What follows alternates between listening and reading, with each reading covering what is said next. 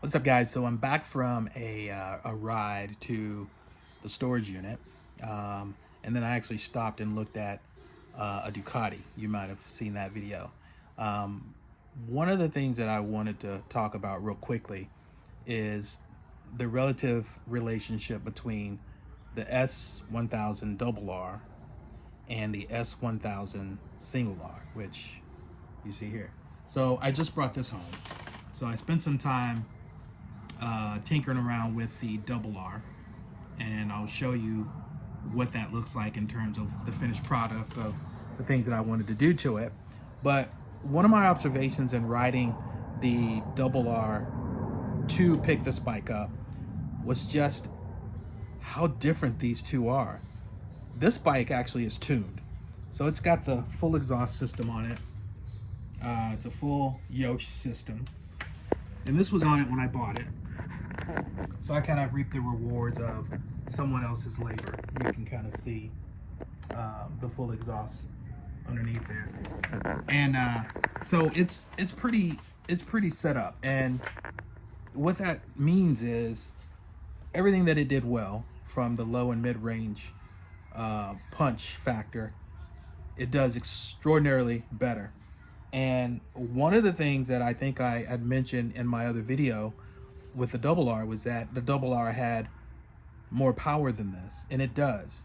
But the way that power is delivered is so dynamically different that you might think, riding these two back to back, that this is the more powerful, faster bike. I gotta tell you, riding it home, it became very obvious to me that this thing is probably one of those all-around kind of bikes that does everything well enough to where you wouldn't need a sport bike. And that's kind of why I bought it the first time anyway. Was I didn't want a full-on sport bike at the time, but I wanted something that was kind of like my Tuono. I had a Gen 1 Tuono. And this thing is maniacal.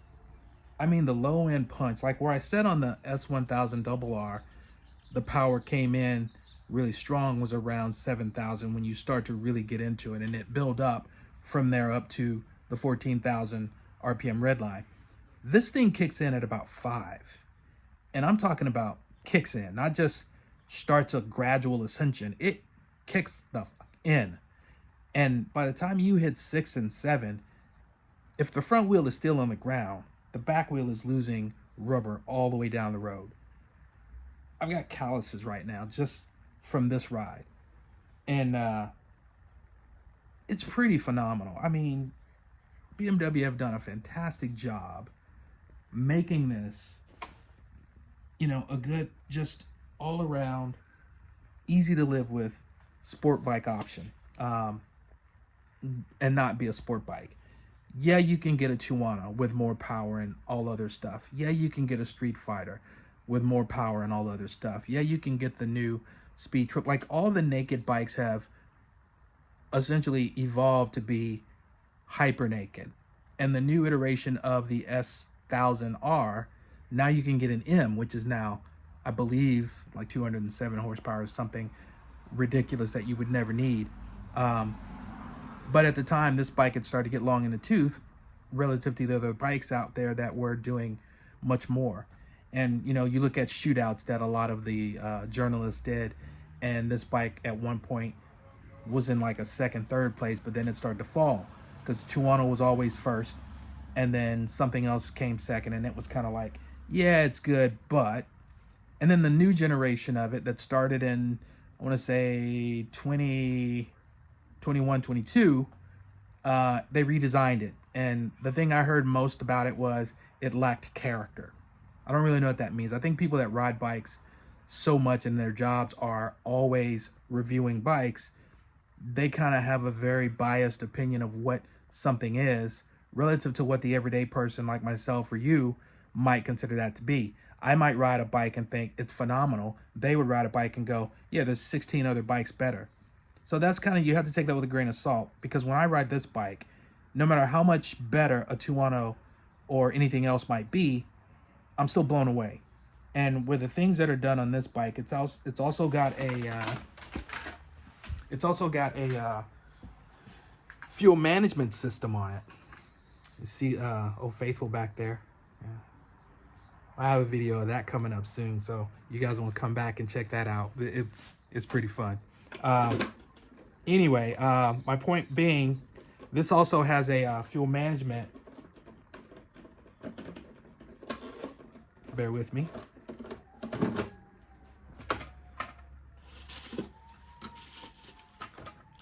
A Bazzaz. It's a management injection module.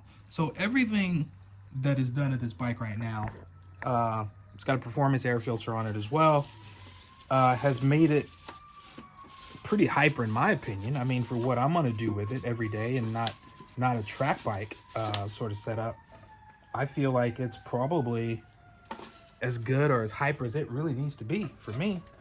But I was just really surprised at how much more, how much more performance oriented it felt when I rode it home after dropping off the double R. It was pretty crazy. Identical in every way here. All this setup is pretty much the same. This one now does have cruise control, has ESA, ABS, traction control, heated grips. This one is a premium. The upgrades that were done on it were the Brembo kit, master cylinder upgrade, and lever. It's got the breakaway on it. This one's got an actual, I believe that might be a HP4 or something. But yeah, both levers have been changed out. And I just did the levers on the double R as well. So I'll share that with you. I should let you guys hear this. This thing is, when you hear it, you kind of get a sense of what I'm talking about here. Watch this.